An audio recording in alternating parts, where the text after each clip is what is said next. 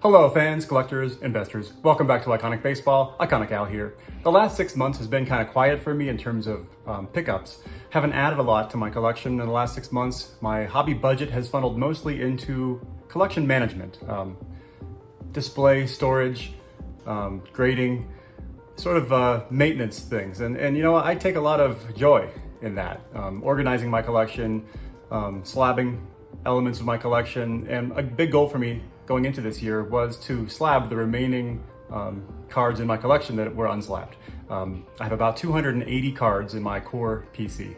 And I understand if you have a much bigger collection, then that's not feasible to have every card in your collection slabbed. It really wouldn't even make sense. But in my case, the way I collect and the size of my collection and my style of collecting, it was really important to me to have every card in my collection, my core PC, slabbed up. And it was a goal that I've been kind of trying to achieve for the last couple of years. And this past year, I decided to store my entire core PC in slab binders like this. I have 9 of these now that hold my entire 280 slabbed core PC, which is really cool because now I can just flip through my core PC. There's some uniformity there, being that all the cards are slabbed now.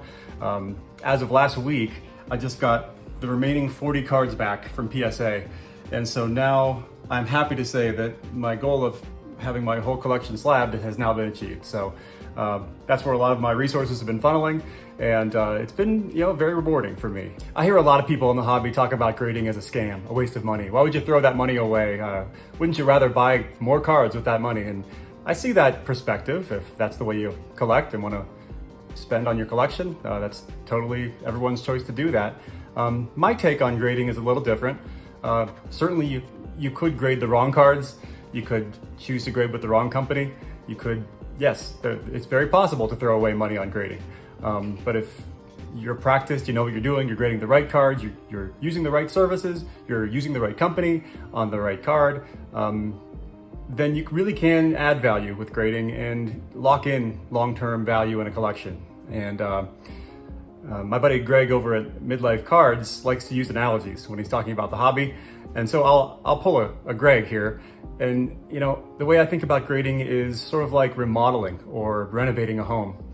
Rather than adding square footage to your home, AKA maybe an add-on or an addition to your home to make it larger, you could instead sink money into remodeling a kitchen or redoing a bathroom, making your existing space more beautiful and actually adding to the value of your home and adding to your own enjoyment of your home.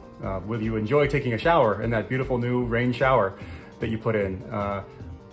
And also, that money you sunk into those renovations have now enhanced the value of your home and insurability of that home. And when then you go to sell that home or it goes to the next owner, you will recoup that money at some point. And so also you're locking in the value of those renovations because let's be honest, those renovations usually don't get cheaper to do over time. I think of grading in much the same way. Rather than adding to the size of my collection, which I kind of don't want to do at this point, I'm very content with the size of my collection generally. I'm only looking for a handful of items at this point. And so I'll be patient and wait for those items to come to me. But I view grading the existing collection that I have as adding to my own enjoyment of my own collection, locking in some long-term value, making it a little more insurable because I do insure my collection. Now every card has a unique number attached to it. And now I can look through my whole collection in these slab binders that I have. So there's a lot of good reasons for me personally why I really wanted to grade my collection. And I think to me, it makes sense. It's adding value and locking in value long-term to the cards I already have, since I really don't want to add more volume. I really don't want to add more size. So renovations, remodeling, that's kind of the way I look at it. So without further ado, the thing I want to focus on in this video, the vast majority of the cards that I submitted in these latest submissions were an area of cards that brings me so much joy. I mean, outside of pre-war, I don't think any section of my collection makes me happier than 90s on-card autographs. It is something that I referenced back about 7 months ago when I did a video on my 90s refractor project, Innovation Era. In that video, I mentioned my love of 90s on-card autograph sets and the ones that I really liked. I showed a few and I said, I'm not gonna go into this because there's a full video coming on this later. Well, this is that video. I'm gonna go through many, if not all, of my 90s on-card autographs. Now that I have them all back slabbed, some of them will be very newly graded, which you'll be able to kind of tell that from the number on the flip. And some of them I've had for a while, but I'm gonna present some of my very favorite sets of on-card autographs from the 90s.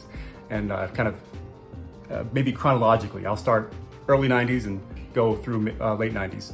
And just this video might be a little longer, but definitely reflects one of my most nostalgic and favorite things to collect and some of my very favorite cards in my collection. So stay with me, stay tuned, and we'll see you on the other side. Take me out to the ball game. Take me out with the crowd. Buy me some peanuts and cracker jack. I don't care if I never get back. Let me root for the home team. If they don't win, it's a shame. For it's 1, 2, 3 strikes, you're out at the old ball game. Okay, before we get into the issued 90s on-card autographs, we'll start with a miscellaneous card. It was a TTM that I sent to Nolan Ryan last year, and I made a video about that one, so if you saw that video, you've seen this card before, but now it is slabbed by PSA. So I sent this off to Nolan Ryan mid last year to be signed through his foundation. For $75, he'll sign anything you send him. And this is such a cool card, such an important card, the very first Elite Series card. Just such a iconic pose, Dick Perez artwork on there, the high leg kick, and Nolan Ryan included that sticker on the back when he signed that. These are numbered out of 7,500, which again sounds like a large number, but back then, very tough, and still very tough. The card goes for about $100, just unsigned, ungraded. So they're just kind of hard to track down, hard to acquire. And then I thought it would be a perfect card to send to Nolan for his signature. And now it's been graded authentic with an auto 10. So couldn't be happier with how that turned out. It's a piece that I've been waiting a long time to complete. With the buying of the card, the sending it to Nolan Ryan, the getting it back, then the getting it slabbed. It was a PSA for about 4 months. So yeah, it was a long process, but now it is complete, and I'm very happy with that. So that's the first thing. The rest of these are actually issued 90s on-card autographs. The first category we'll start with are sort of miscellaneous. They're kind of oddballs, ones that were issued through a classic or not big major brands, but happen to contain pretty important cards, pretty important players. The first of which being a 92 Classic Best Chipper Jones. I forget how these were distributed. I think maybe through a company called Treat Pro. They were distributed somehow, maybe at department stores or something, but this is a great early career Chipper Jones autograph. He would have signed this probably in the mid-90s. The card itself is from 92, but it's just a beautiful early career autograph of Chipper Jones before he added the 10 there. He used to, not put the 10 in his J. It shows him playing for the Durham Bulls. Anybody that's a big Bull Durham fan recognizes that uniform, Nuke LaLoosh. But that's back when Chipper Jones played for the Durham Bulls. And probably a very early career Chipper Jones autograph. I just love that card because you just don't see them. You just don't see the early career stuff very often, The very young Chipper Jones on the back there. And that one got an auto 10. And just very nice presenting now in this PSA slab. So that's kind of a cool miscellaneous one. We'll just throw that there. Along those same lines, in 93, Classic released a set called 4Sport, and a young kid named Alex Rodriguez was in that set. And you can see it's a very early career Alex Rodriguez autograph. He signed a boatload of these, 4,300 actually. But to have one survive out of the pack in mint 9 condition, this is one I've actually had for quite a while. This is not a new grade, but one that I absolutely love because it's such an early career A-Rod. You just don't see them in that grade. And similarly, 94, set called Signature Rookies, had a young kid named Derek Jeter in it. This is a pre-rookie photo of Derek Jeter. still in the minor leagues. And his early signature, I just love this. To me, it has way more character than a more modern post-career Derek Jeter you might pull in a 2025 set pack or something. But yeah, these were signed, before Derek Jeter was Derek Jeter. So that's what makes it cool to me, because it's such an early career autograph, and they can be had much cheaper, actually, than a lot of his official quote-unquote releases. But yeah, young kid named Derek Jeter. And this is a recent grade for me. I got this graded by Beckett recently, and it got the 8.5 with a 9 auto. So very happy with that. These are just tough to get in high grade. Okay, and then the last one I'll show here, well, second to last one, a set called 1995 Classic 5 Sport. Had a guy named Vladimir Guerrero in there. And you can see a very young Vladimir Guerrero before he, made a major league roster here. This is a very unique card to me because he signed his full name. In more modern Vlad autographs, which I'll show you one later in this video, he has sort of a more abbreviated signature, but for this particular release and this release only, he signed these things with his full name, Vladimir Guerrero, and you could tell he meticulously signed out every letter of his name. And this is the only Vlad release I'm aware of where he actually did that. Definitely his first certified autograph that exists, but very cool. This one got a near mint 8 with a 10 auto. This is a very recent grade. I just got this back last week. So very happy with that. These are very tough condition-wise. Usually get chipping on the back, but this one's very clean. I thought I had a shot at a 9, but I'm happy with an 8. So these fall kind of in that same category of kind of obscure, oddball releases of generational players, which I think is pretty cool. And they're all very early in their career. Actually, they all picture these players before they made it to the major leagues, which that's pretty cool. Contains pre-major league autographs of these guys. And one that I'll throw on there at the end, even though it isn't 90s, falls in the same category, 2000 Royal Rookies, Miguel Cabrera. So this is, again, it pictures Miguel Cabrera before. I mean, it shows him in a Marlins uniform, but he's still in the minor leagues when this card came out. And this is his rookie year, ends up being his rookie year. First year he was in a Topps release, but a very early Miguel Cabrera autograph. There. A lot of these out there, but not many of them have a mint 9 out of 10 grade. So that makes this one pretty special. And so very happy to have that. That's one I got graded last year in a dual grading order. So that's the first category of cards I'm going to show here. Just some oddball, kind of off-brand releases of A-listers, really, really high-level players. All fit into my top 100 core PC. So we'll clear the deck here and move on to some more official releases by some major companies. The first of which being Upper Deck. So in 1995, Upper Deck did something kind of different. They had kind of an autograph set that they released as a redemption, I believe. And they featured 5 players, 3 of which are in my top 100. So I have all 3. 95, they had Reggie Jackson as part of that set. And these included holograms either on the front here or on the back. This one has it on the front. But a beautiful Reggie auto. I got this slabbed, came back last week as an auto 10. So just a beautiful card. I wasn't so concerned about the condition on these really. And if it didn't have a shot at a 9, then I kind of just opted to grade the autograph only. To me, honestly, for cards like this, the autograph is more important anyway to the overall eye appeal than the condition itself. The second one is Roger Clemens. He was also in this set. Just a beautiful mid-career Clemens portrait with a really nice strong auto 9. Not sure why that's a 9, but very clean, beautiful autograph of the Rocket. I always just like the aesthetic of these cards. Just very simple. The design of that 95 Upper Deck set is beautiful as well. And then the coup de grace of this set is the Willie Mays.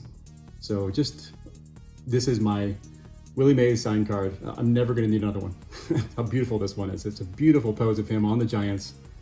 A vintage photo of a more modern card, but a beautiful auto. They graded the auto at 10. And it's just such a striking pose of Willie Mays, smiling, Upper Deck authenticated. And so that's 95 Upper Deck autographs. Kind of a trailblazing insert, redemption in that 95 Upper Deck set. Aside from those, find the Reggie, find the Nolan, those types of things, this sort of changed the game, because here's a whole set, subset, redemption subset of some of the game's greats on autograph cards, on card. But love that set. Okay, next up we'll delve into one of my all-time favorite. Well, it's not really a traditional autograph set. These were released throughout the 90s and even 2000s, but SP buybacks. I have a soft spot for SP buybacks, and so I love SP design so much from the 90s, and I love on-card autographs. So to me, this is the ultimate fusion of great design, beautiful autographs, amazing photography, and Exhibit A, 93 SP. Look at this leaping shot of Griffey. I got this at the National last year, so this was already slabbed when I bought it at the National. And again, authentic card, auto 9 here, just numbered out of 34, signed. All of these are extremely low pop, as you can see. I mean, these hit all the spots for me, like the nostalgia, the auto, the image, the iconicism. It's all there. And to go along with this Griffey, the 93 SP Maddox, which I had graded a few months back. And it got the Beckett 8 with a 10 auto. Beckett tends to be a little easier on these, I think, with the grading.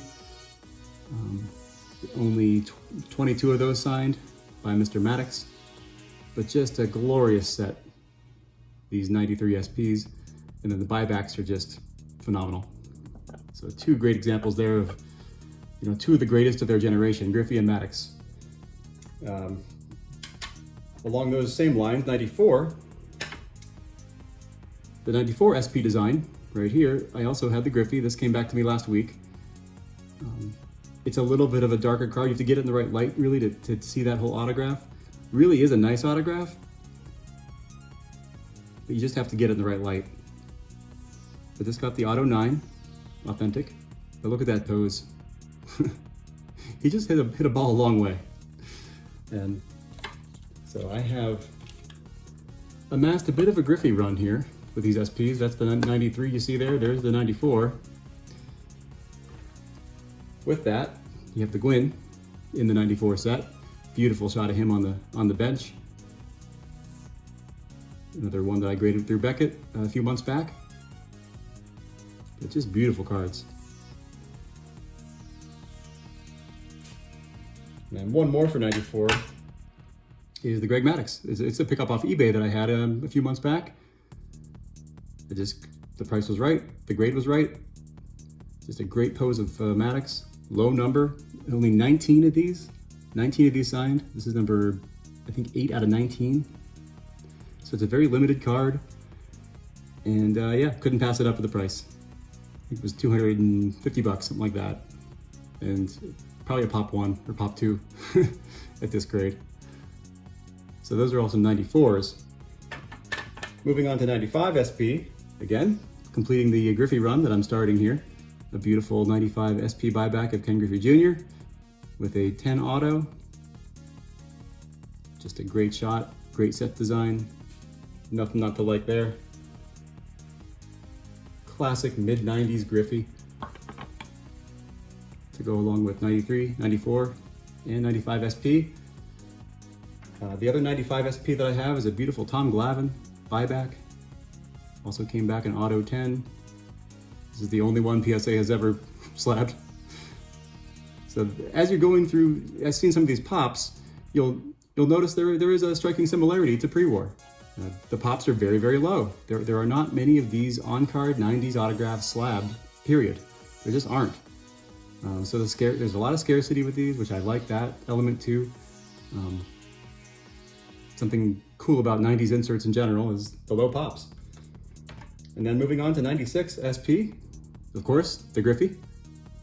Really nice Griffey buyback. That's the celebration when the Mariners made the playoffs in 95. Yeah, 95. It's shown on a 96 card here. This got an 8 auto, so you can tell this auto is a little bit weaker, a little streaky. And this foil didn't take autographs as well. It's not bad looking, it's just not quite as strong as some of the other Griffies you see here. That's an auto 8. Just a beautiful foil card.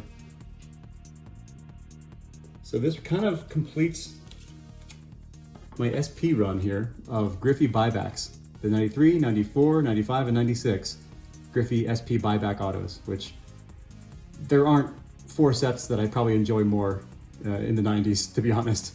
If you run straight through, maybe Finest during that same period, but SP is maybe close second. So really cool to have the most iconic player in one of my favorite runs of sets in the 90s. So that was really great to get a lot of those back last week in slabs so I can put that together in my binders. Then a couple more to finish out the SPs here. This is the 97 SP buyback of Tony Gwynn.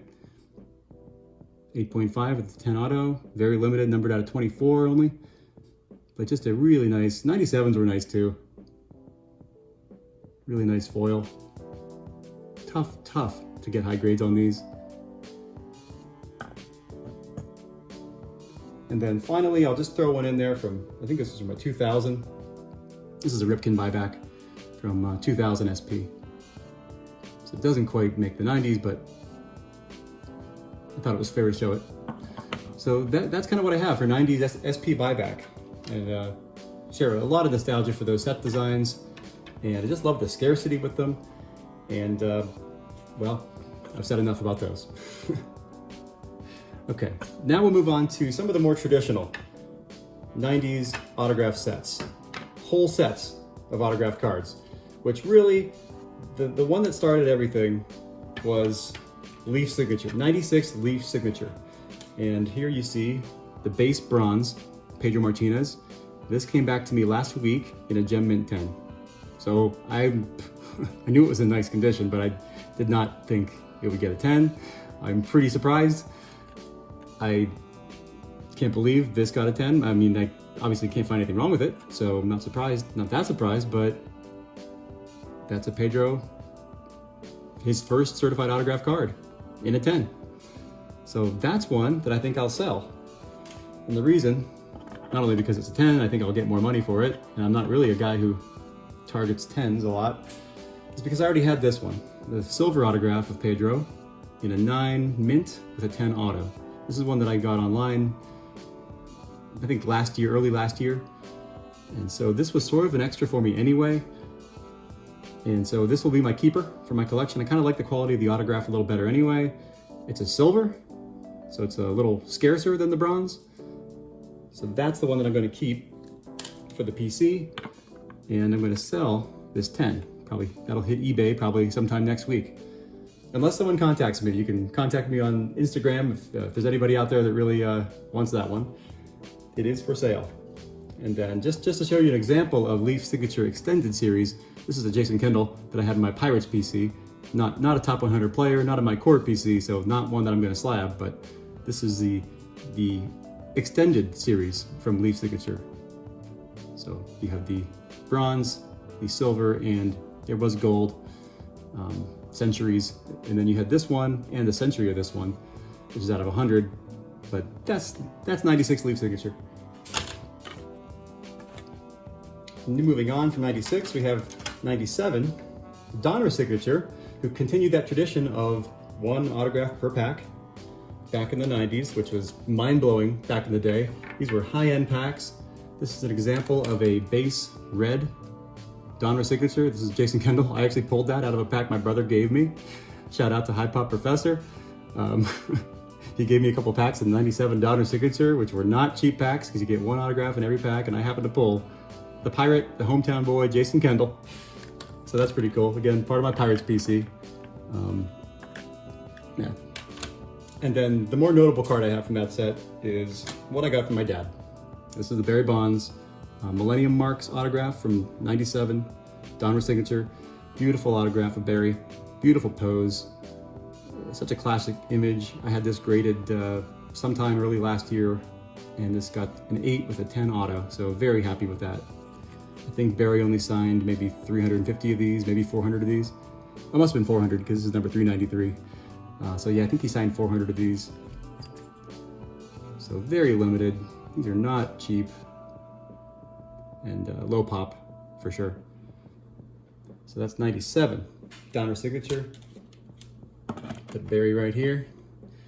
And then in the 97 Donruss signature set, they had a mind-blowing insert set called Significant Signatures, okay?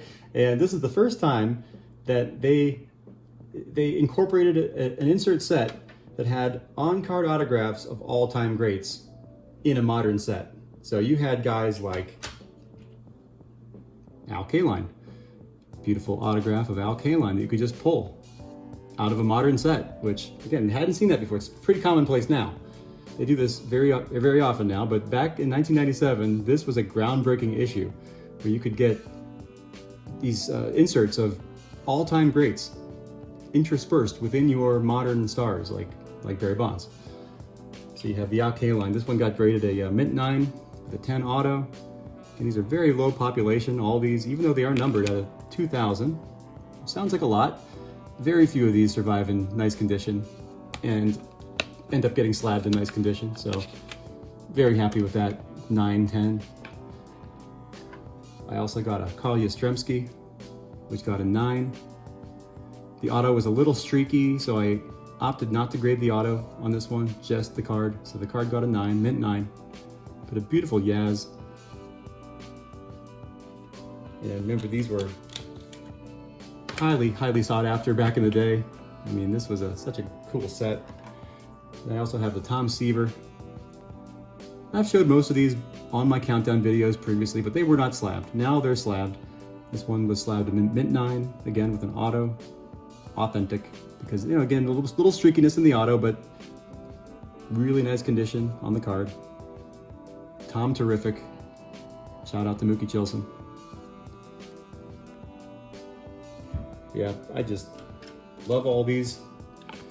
And then the key card of that Significant Signature set was none other than Stan the Man Musial. So this is one that I picked up on eBay, I think, a couple years ago.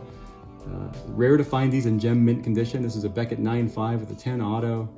Really beautiful shot of Stan Musial. Beautiful autograph. This was the key card of the set. The best card in this Significant Signature set this year. Again, numbered at 2,000. And then from back in the day, I always had a card that I didn't understand. It was a mystery to me. It was an unnumbered version of this card, and PSA wouldn't slab it, but Beckett would. So I sent it in to Beckett last year. This is the same card, looks pretty much the same card. It got a 9.5 with a 10 auto. So now I have 2 of these that are 9.5 with 10 autos. Not many of these exist in the world, really. But this one is unnumbered. So this one never got a serial number.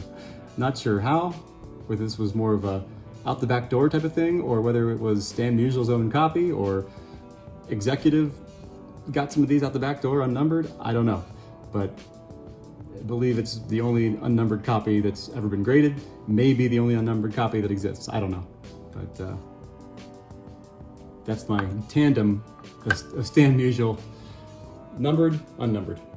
So that, oh yeah, and there's one more, one that surprised me. The Harmon Killebrew that I submitted got a PSA 10 with a 10 auto. So that was unexpected. So this is one that I pulled actually from a pack my brother gave me a few years back. And that, again, probably one that I'll sell, just because A, Harmon Killebrew is not in my top 100, so it's not actually part of my essential core PC, and the 10 premium will probably bring more money on the secondary market. So this is one that I'll probably sell just to recoup some grading costs and maybe get some money for the National. So again, that one and the Pedro will be ones that I sell. So that is 97 Donruss signature. Okay. Next, we'll get into 98 Donner Signature, which is a, I think, equally beautiful set. This is the base red, David Ortiz, his second year David Ortiz card when he was with the Twins. I love the fact that it is a red card because it kind of foreshadows his time with the Red Sox later on, kind of frames him up in red, kind of like he should be, because he's, I mean, forever going to be known as a Red Sox. So that's really cool for me to have that red auto. Auto is graded 10. Just a really cool early career David Ortiz with a 10 auto on there. Really before he made a name for himself, before he was truly Big Papi. And then we have some Millennium marks from that year, which were in green and more limited. This is the Adrian Beltre, really nice early career. This is actually a rookie year Adrian Beltre autograph. He had a 97 Bowman rookie card, but 98 was actually his rookie year. So by today's standards, this would be considered a rookie auto of Adrian Beltre. I think he signed 1,000 of these. This was graded an auto 10, again. Just a beautiful card. So very early career Beltre, very early career Papi. And then my favorite from this set that I have is the Cal Ripken. So this is a beautiful prime Ripken signature 910. This is one that I bought a few years back on eBay. Did not grade this one myself, but as a Ripken collector back in the day, I got a weakness. I got a weakness for this guy. So just a beautiful set. 98 Donner Signature. And of course, like 97, 98 featured that Significant Signatures subset where they featured all-time greats that you could pull autographs from. And I have a few of those to show. This is the Yogi Berra. Picked that up on eBay recently. You just don't see these in a 9.5 in gem condition. But really great vintage shot of Yogi Berra with a nice autograph on there. 10 autograph. These are all numbered out of 2000 as well. But low pops. There just aren't many of these in slabs. Certainly not in high grade. The few that I got back this past week, I got the Duke Snider, auto 10. I got the Willie McCovey, auto 9, mint 9, auto 9. So I got that one dual graded. I'm glad I did. Then we have the Ernie Banks in a mint 9 auto 10. Again, very low pop on these. Really nice shot of Mr. Cub. Really nice auto. Nice Art Deco design on these. Has kind of a Great Gatsby look to it. It's had a little bit more style, I think, than the 97s. And then we have Eddie Matthews. Again, beautiful, stylish design. This is an authentic with an auto 9.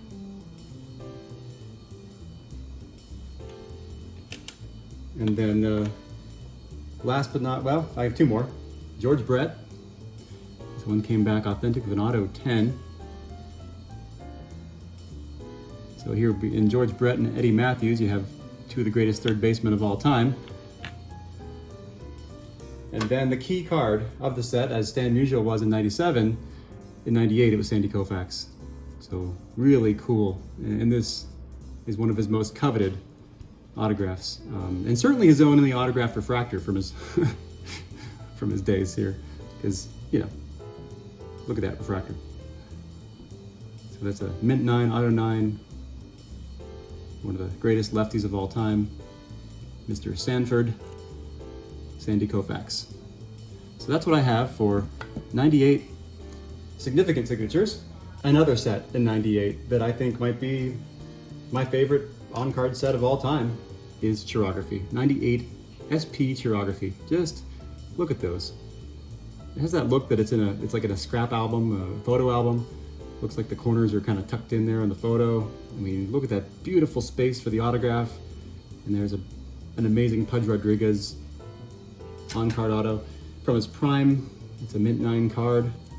Just a beautiful design on these. So simple. It's so gorgeous. And then the very next year, 99, beautiful. Just a beautiful chirography set. So there's a SP chirography from 98, and an SP chirography from 99. Just look at that sweeping autograph. And how the lower half of the card is shaded, leaving this perfect space for an autograph. It's just like, man, they just knew how to do it. Upper Deck was kind of the masters of these on-card autographs from the 90s. And along those same lines, there's a set called 1999 SP Signature, which again, left this beautiful space for an autograph. There's a Greg Maddux from 1999 SP Signature. This is a near mint 8 with an auto 10. Just a beautiful low pop card, hardly any of these graded. One of my favorite autos, the Professor. Shout out to High Pop. And then one other card. They also featured all-time greats in this set, like Frank Robinson. So that's a beautiful 9/5/10 of Frank Robinson. One of the all-time greats. So shout out to Upper Deck. They really, I miss Upper Deck. They really knew what they were doing with these on-card autos. I mean, look at every one of these cards and how gorgeous the design, how beautiful the autograph is featured on the card. I mean, it doesn't get much better than this. I don't think it ever did get much better than this. Okay, and then we'll clear the deck here. Okay, a couple more sets to feature here, and we're almost done. This one is the 1999 Upper Deck Century Legends Epic Signatures. My God. Shout out to Jake. Legends Never Die, because I think he's going after this whole set. And why not? I mean, look at these. A beautiful portrait shot with this amazing field where an autograph just pops off the card. Just amazing. So that's a mint 9 Frank Thomas. I graded that one a few years ago, so that's one that I have had graded for a while. But just a beautiful shot of Big Hurt on a Playing Days card. Here's another example of Vladimir Guerrero Jr. So you can see where Vladdy kind of shortened his signature from that first one I showed, from 95. This one's the 99. And still a beautiful card, but just a little bit different on the autograph. That's one that I got in a trade from my buddy Lloyd in Chicago. So thank you, Lloyd. Love these cards so much. This is one that I got back last week from PSA. This is a Warren Spawn with an auto 10. Look at that. I mean, it just doesn't get much better than that for an on-card set.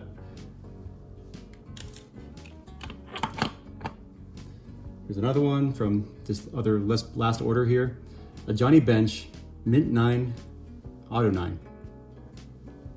I mean, it's a perfect card. That's all there is to say. It's just a perfect card. The perfect autograph. And how beautiful is Johnny Bench's penmanship.